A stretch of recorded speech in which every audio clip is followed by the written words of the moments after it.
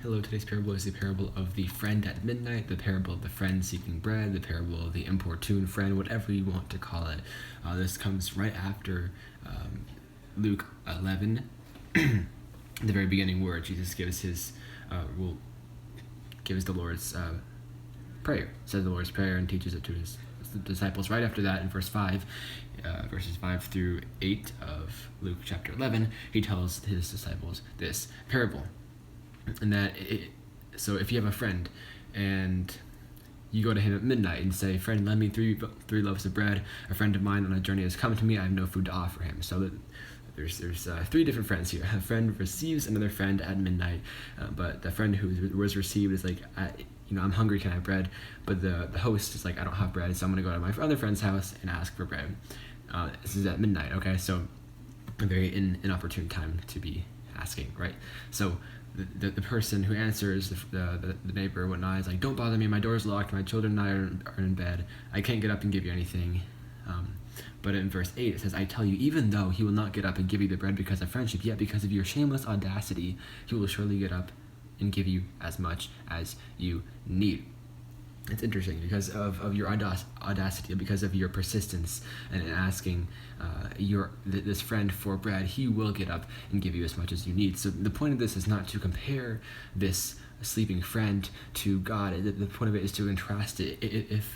If this friend is moved by your persistence, to give you bread, how much more will God be moved by your audacity, by your faith, by your persistence in giving you what you ask for? So ask and seek and knock and ask humbly, of course. And God is not going to be moved just because of your persistence. You're not going to keep praying and praying and praying. God's going to be like, "Okay, you prayed 100 times. Like, here's your prayer," right? That's not what's going to happen, though. But God's going to see your persistence and your perseverance is going to honor that accordingly. So the point of this is to contrast these two people. How much more will God give what you ask for, if it's in accordance with your will, his will, and if it's in accordance with his time and manner and means, etc., etc., etc. Hello, today's parable is the parable of the persistent widow. This parable mirrors very greatly the parable of the friend seeking bread at midnight. Verse comes from Luke chapter 18, verses 1 through 8. I'm going to read some parts of it. "Then Jesus told his disciples a parable to show them that they should always pray and not give up. So there's a judge and there's a woman. This woman begs the judge, 'Grant me mercy, grant me justice against my adversary.' And she keeps asking. The judge is like, 'No, I'm not going to do that.' Then she asks enough times for the judge to say, 'Even though I don't fear God or care what people think, yet because this widow keeps bothering me, I will see that she gets justice, so that she won't eventually come and attack me.'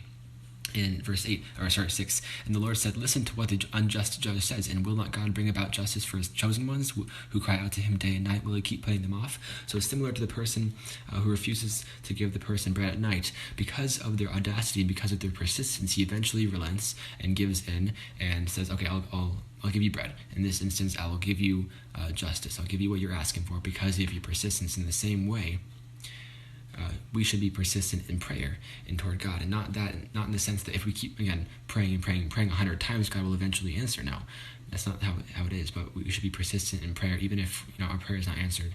One time, we should have the faith to keep asking God, regardless, not because the amount is going to change God's answer or anything like that, but because of our persistence. And that if we ask what is in God's will, He will give it to us. This is about persistence in prayer, and how much more will God, who loves us, who is not the unjust judge, who is not the unjust friend, how much more will He grant us what we ask for? So it's a contrast rather than a comparison here.